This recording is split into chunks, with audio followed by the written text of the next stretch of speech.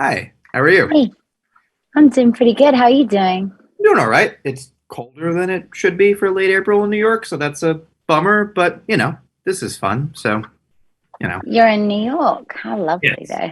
It normally, not when Yeah. it's like, 40 degrees in April and a rainstorm in the middle of the night upsetting my dog, but Mm. he Climate change, man. It's yeah. happening. We've just Yeah. had, I was sunbathing this weekend in England. Oh no, it's wild upstate. There's snow. My dog is very concerned by it all. That's really what it comes down to. hmm Because, priorities. Sounds like your dog is a good compass, though. I mean, I would be a lot more anxious if I was more like him, but I've got plenty of anxiety without him. So, we work Yes. for each other. This is a fun one for me because I've been a fan of yours for a long time. I think Kaboom might have been the one that I was like, ooh, Whoa. yeah. And Yeah, that is a long time. and that's, coming off of like seeing you in smaller roles and like Notes on a Scandal or things where I'm just like, I know that person. And then you see Kaboom, like, ooh, I want to see more. And for a while I felt like it was kind of like that or Killer Joe. It was kind of like you're like a secret, which is not great when you're an actress. You want everyone to know who you are, but it's kind of a Well, fun I thing did, to do. well, I don't know. I kind of like the idea of also being a secret in the Yeah. sense that the minute everybody knows who you are you such a chameleon? Do you know what I mean? There's But something. oh no, you pay people to be worried about you not being a secret. You can be like, "Hey, I only want fans who have to look for me. There's other people whose job it is to be like, no, you should be in giant things and everyone knows who you are. And then obviously like Ted Lasso solves that problem for everyone. But like when you Surprise attack, though. yeah. Definitely. Well, that's the thing. I think it's always fun to see someone who picks things based on what they're interested in and isn't choosing like what's easy or like the clear, like there's a map to follow. And then it still becomes a big hit. And then you just become really excited for what comes next. And I think that's what makes this so exciting is okay, you kind of pick it knowing that you've already reached a new level and this is something that's on my table and I want to do it for whatever reason. And that's just exciting is when you I don't know, I just like it's fun to want to know what someone like you wants to do next. So I'm just curious, like how do you pick like this seems like I should spend a year on that. Well, I have to start by saying I'm very flattered that I think that's a huge compliment as an actress to have somebody be curious about what Yeah. the next role you're going to dive into is. And I think Ted Lasso was an extraordinary shift for me because it was the first time somebody I think really thought I could be funny, which was, and Kaboom, there's definitely this comedy elements in that, but I've never really thought of myself as being able to be a part of an ensemble comedy. I feel like dramatic roles have always been more my kind of go-to, and to the fact that this big-hearted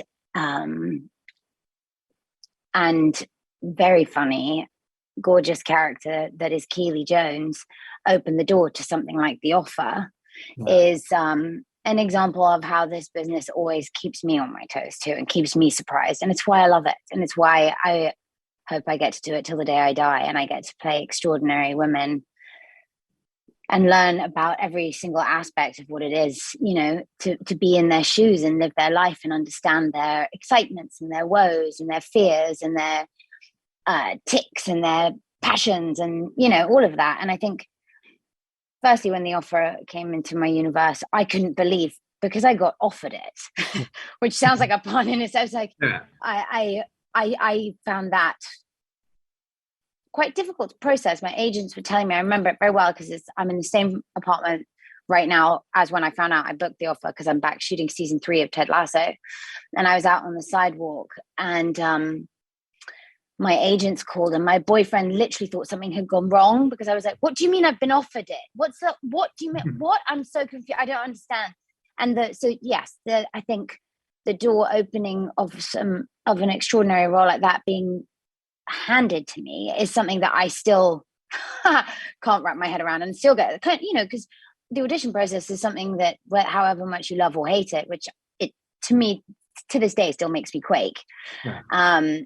You earn a part, right? So suddenly you get the nerves of, wow, shit, maybe they will have hired me and I'm going to open my mouth and they're going to think, oh, that was a mistake. Yeah. But it's especially with Betty, because she is such a tour de force in this incredibly masculine world. And we're going back in time and traveling to a period of time where in the 1970s, it was such a masculine oriented universe, let alone just in the film industry. And she was a woman that was written in these scripts as being completely equal to men. And also by the end of this, story that's being told, she's really respected by the man who's initially her boss, but then also becomes her family and her dear friend. And then actually he encourages her to go and become the best version of what she wants to be. But at the same time, it's all about the making of The Godfather, which is a film that for 14, 15 years old, I watched with my dad, and it changed my life, and it changed my understanding of how you can portray emotions and how much you can say without saying anything at all. And I watched that from watching, what on paper would potentially just be violent men, which is not how you necessarily think a 14-year-old girl would understand that. And when it comes to like choosing what's next, I think it's about being hungry to know as much about life, whether it's past, present, or future, as I possibly can. And so when I read something that feels like it's a life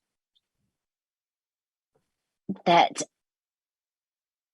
I have to understand and I have to try and experience the world through their eyes, then it's something that I will unavoidably fight to try and inhabit that role. But I also think the thing that's extraordinary about this business is that if you don't get a role and then you see the final, product of something and you completely understand why, because sometimes the vision is slightly different to how you would fit into the puzzle, right? So it's this amazing business, which is another reason why I love it, because you can never be the best at it. You're always learning and you're always going to be a part of a team, right? It's an ecosystem that makes a project come together. And so I think when you read roles as an actress, for me, I also really take in and I'm aware of how I think I would be as a scene partner for the people that I'm going to be working with. And will I be able to bring it enough for them to be lost in the universe with me, or am I not the woman for the job? And I think actually for the rest of my career will hold Betty McCart very, very close to my heart, because I think she was kind of one of the ballsiest women I've played in an adult world thus far. And I find that to be a huge honor that, especially Nikki Toscano, who, is our executive producer, but also a lot of her is in Betty, and she is a woman who I so hugely look up to, and yeah, she really was big inspiration for playing Betty, actually.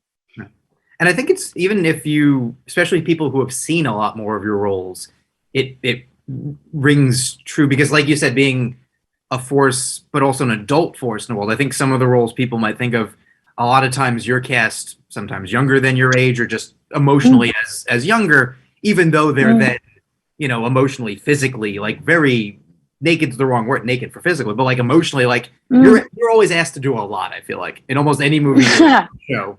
And the fact that you had to fight for them, shows that like, I want this. I'm willing to do it. Like, yeah, let's go. And then, like you said, to have this offered to you, no pun intended, when you're used to having to be like, Killer Joe, yeah, no, I'm down. Let's make it happen. Like, what do you need me to do to get this role? I know that may not be what you think I want, but I want it. To have it offered is I can understand it being weird, but also is, I imagine, this moment of pride of like, okay, I've been doing something right, because, I'm sure objectively, there's enough evidence to be like, okay, this is going well. Like, my rent's paid. Like, I have nice things. Like, people say nice things about me. This is good. But also, you're a human being, let alone an actor. Like, nothing else is. It might be the last job. It might always be the last job. It might never happen again. And that's why I really treasure that. Yep, they're all going to wake up and realize I'm suddenly terrible and there's something wrong and I'm never going to work again and I'm going to work at McDonald's. And like, exactly. It's not healthy, but also it's a drive if you use it properly to be like, I know I can do it, but also that doubt that I have, that everyone has, the guy who drives a bus has doubt too. Yeah. I can use that and I'll make myself get the next role. Or if I don't get it, I'll get the next one and the next one will be better. and I'll see myself. But also, if you don't get it, the process of whether it's, multiple auditions or just doing a tape, at some point you learn something from everything with this, because I think as an actor, also the best research you can do is live life and try different things and understand different things and ask questions about different things and audition for a bunch of different things, right? Because it's not always about necessarily booking everything. And I'm in awe of so many actresses in my age group and younger than me too, that just give these performances that are so profound. And so I think also there's so much to learn from sometimes the roles that you also don't end up getting. And it's interesting when you see a performance and you're like, wow, there was a piece of direction that was given to me actually on the offer that was a really interesting piece of direction towards the end of this 10 episodes. And the director, Adam Arkin, who directed 4 of our episodes, who I adored, and he gave me such a great piece of direction, which was, we've got that, and that was beautiful and lovely, but how about we try one which is more of womanly gratitude? Right. And there was this genuine moment where I looked at him and I was like,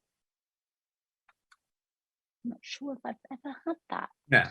So let's see how that goes. Let's see what that does. And it was like an interesting moment for me, because I'm an open book, and I think it's an interesting thing of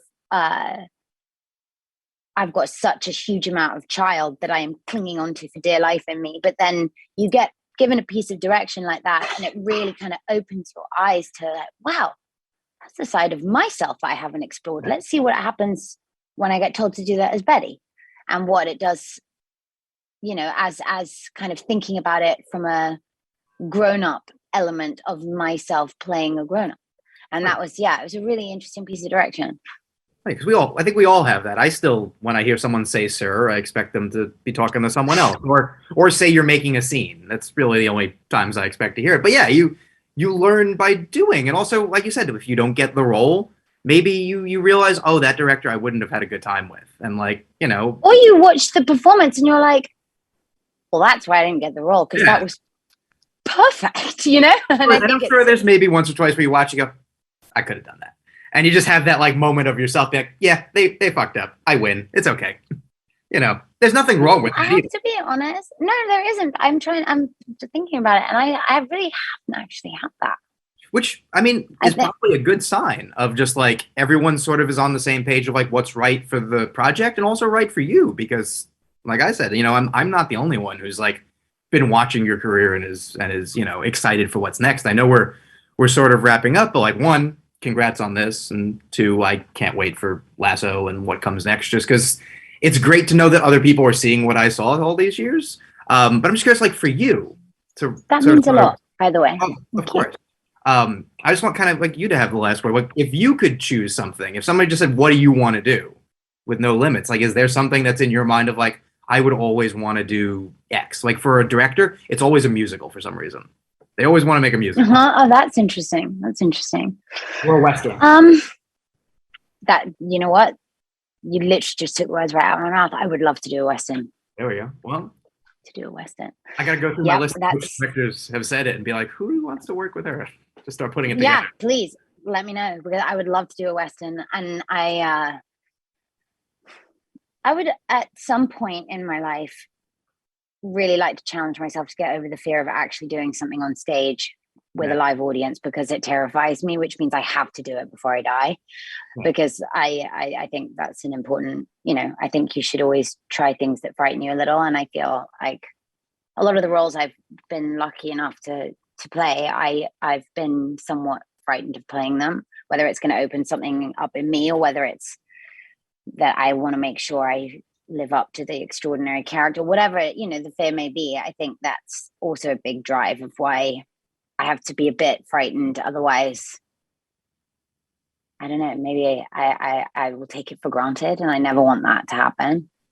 Well, the work speaks for itself, so you should be very proud, and I'm very excited. I'm thrilled this was able to happen. I can't tell you how thrilling it's been to discover Ted Lasso. I'm the last person to find out about it because I watched movies instead. But to be like, oh shit, Juno! What a good way to end on. Just, oh shit, Juno! I love that. I really appreciate that. Thank you. Oh, thank you so much for doing this. Thank you, and I hope you and your dog take care of each other. We try.